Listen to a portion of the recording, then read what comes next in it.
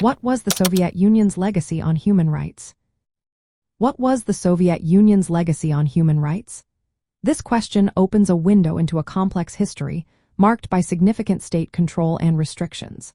The Soviet Union operated under a totalitarian system from the late 1920s until the early 1950s, remaining a one-party state until its dissolution in 1991.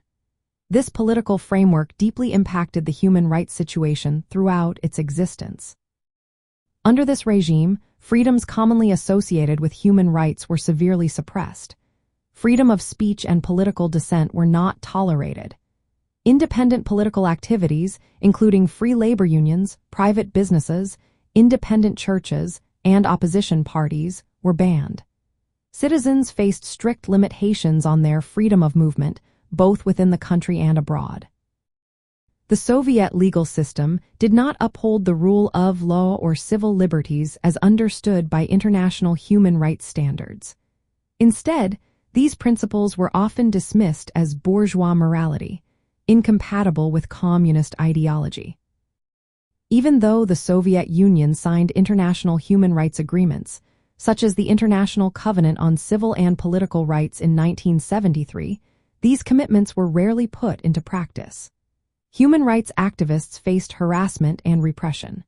Those involved in dissident movements and Helsinki watch groups, which aimed to hold the government accountable, often faced imprisonment.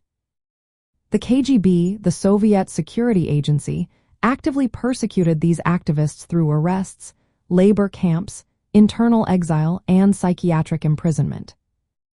Ethnic and national rights were also significant issues.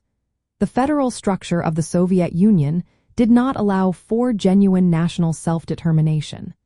Minority groups often experienced assimilation policies, cultural suppression, and denial of educational and religious freedoms.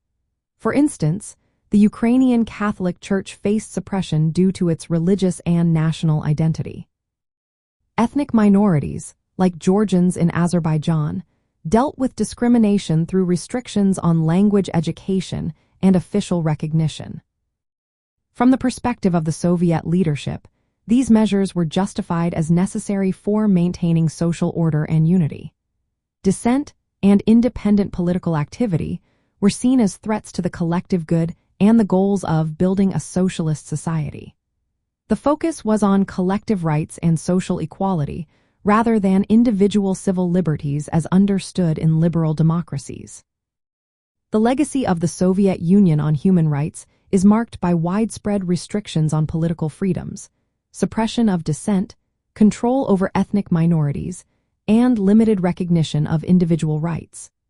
These actions reflected the priorities of a communist state focused on centralized control and ideological conformity, often at the expense of internationally recognized human rights standards.